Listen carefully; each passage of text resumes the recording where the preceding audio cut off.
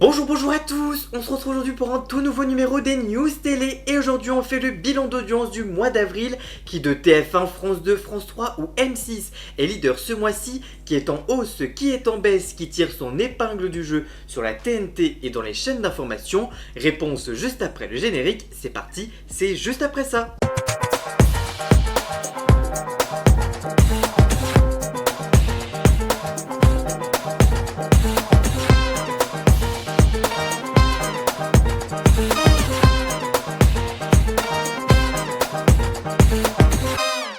Médiamétrie a publié ce lundi 28 avril 2025 les parts d'audience moyennes des chaînes de télévision pour la période qui s'étire du 31 mars au 27 avril. Voici donc tout ce qu'il faut savoir. Et TF1 est leader avec 18,7% sur l'ensemble du public et 23,7% des femmes responsables d'achat de moins de 50 ans. C'est son meilleur mois de 2025 et son meilleur mois d'avril depuis 11 ans sur cette cible commerciale qui s'achève donc ce mois d'avril 2025 exactement au même niveau que l'an passé. La Une a pu compter sur la puissance de ses fictions du jeudi, notamment avec la soirée de lancement de Flashback le 3 avril dernier et du lundi avec Monsieur Parisot le 31 mars et Le Nounou le 21 avril dernier, qui lui offre ainsi 3 journées sur les 5 ce mois-ci au-dessus des 20 points de part d'audience.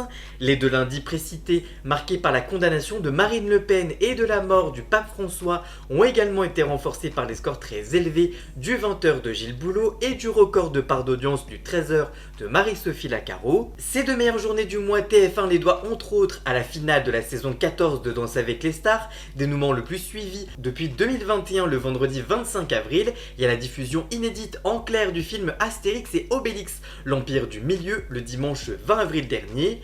TF1 n'a pas connu le même succès les 3 autres dimanches d'avril, la faute notamment à la perte de pouvoir des films des super-héros de son catalogue, avec notamment Black Panther Wakanda Forever le 6 avril et Shazam le 27 avril, plombé également par les mauvais scores sur l'ensemble du public de Grey's Anatomy en prime, le mercredi qui reste la plus mauvaise journée pour TF1, qui est descendu jusqu'à 15,6% de part d'audience le 9 avril dernier. Du côté des autres divertissements de la chaîne, Koh-Lanta, la revanche des 4 terres, a connu un coup d'arrêt le mardi avec seulement 2,73 millions de téléspectateurs en première partie le 15 avril dernier, son plus faible niveau de la saison jusqu'ici. L'émission pâtit de la forte concurrence de la saison 3 de Face à Face et de temps en temps de la Ligue des Champions sur Canal+ Foot. Après la diffusion de 10 épisodes, la saison 27 du jeu d'aventure puissant en replay se maintient tout juste au-dessus des 3 millions de téléspectateurs et des 15 points de part d'audience en première partie d'émission.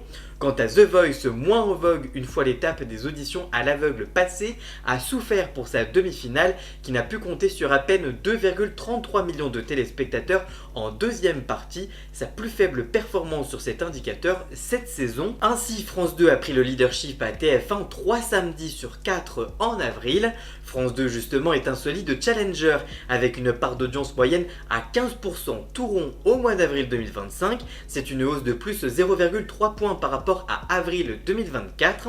France 2 a profité en effet des coups de mou de sa rivale privée le mercredi et le samedi pour lui ravir le statut de première chaîne de France le temps de 5 journées sur 28 mesurées par Médiamétrie. La 2 a ainsi surfé sur le succès du tandem 100% logique avec Cyril Ferraud et Quelle époque avec Léa Salamé en soirée, ainsi que de belles performances du rugby féminin et masculin en après-midi. 2 semaines plus tard, elle faisait également la course en tête à l'issue d'une journée marquée par les obsèques du pape François. Ce ne fut par ailleurs pas le cas et de loin le lundi 21 avril quand elle a décidé de déprogrammer tous ses programmes de flux après l'annonce de la mort du souverain pontife pour basculer en édition spéciale toute la journée. Avec une part d'audience moyenne de 10,8% seulement, France 2 a réalisé ce jour-là sa pire journée de la saison. Cette contre-performance a au moins le mérite de rappeler la solidité du fond de grille proposé par la chaîne, avec Tout le monde veut prendre sa place avec Cyril Ferraud et Chacun son tour avec Bruno Guillon, qui ont d'ailleurs signé leur record en avril. Dans un autre genre, le catalogue de fiction de France 2 a trouvé son public avec La Rebelle, les aventures de George Sand le 14 avril, ou encore sport tropique criminel.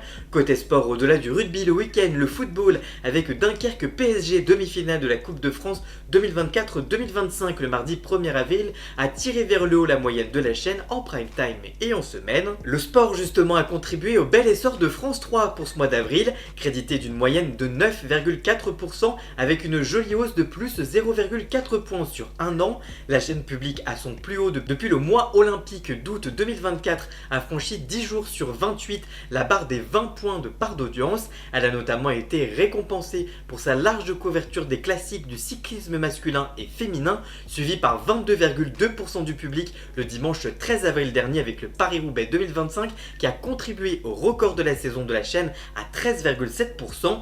France 3 a de surcroît ce jour-là doublé France 2 sur cette ligne. Toujours très suivi le mardi et le samedi, jour de diffusion de ces fictions policières à succès. La 3C, chose plus rare, aussi distinguée le vendredi avec des émissions basées sur la nostalgie. Le 18 avril, 50 ans de numéro 1 des Carpentiers a ainsi créé la surprise en prime time, replongeant 2,30 millions de téléspectateurs et 14,6% du public dans l'univers des maîtres du divertissement à la télévision des années 70-80.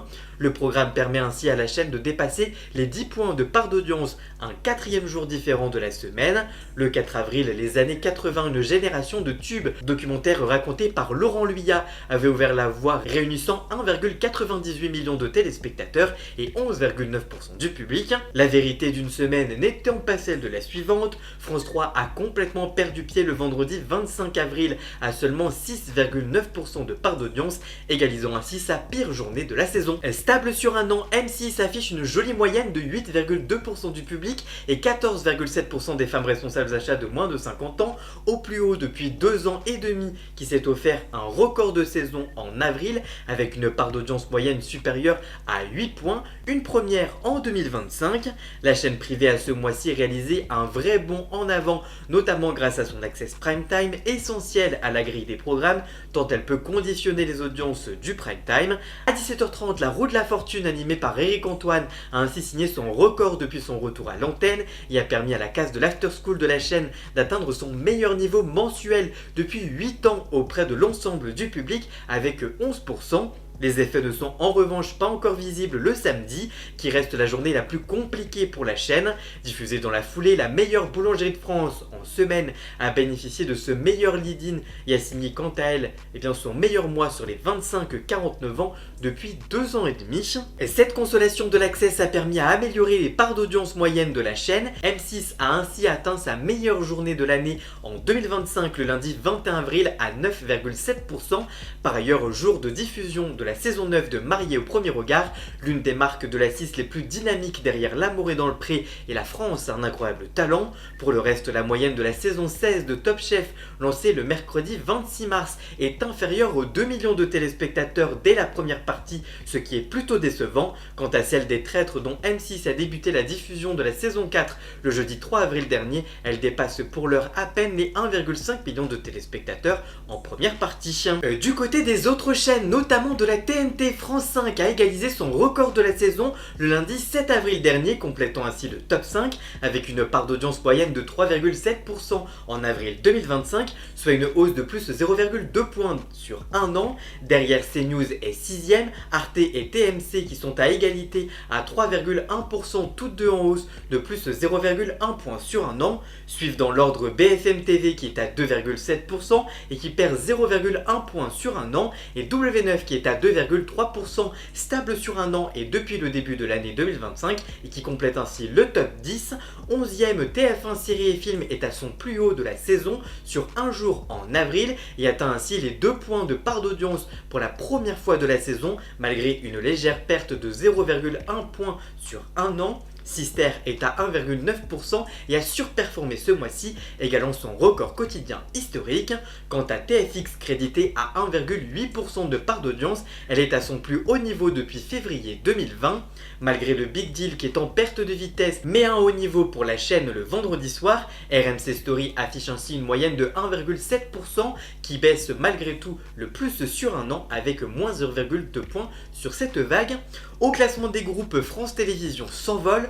toutes en hausse. Les antennes du groupe public présidé par Delphine Ernotte ont ainsi fédéré 28,9% du public en avril 2025, soit un point de plus qu'en un an auparavant. De son côté, le groupe TF1 dirigé par Rodolphe Belmer a concentré l'attention de 27,4% du public global, soit plus 0,1 point sur un an, et 35,2% des femmes responsables d'achat de moins de 50 ans. C'est le meilleur mois de l'année et le meilleur mois d'avril depuis 10 ans sur cette cible très précisément.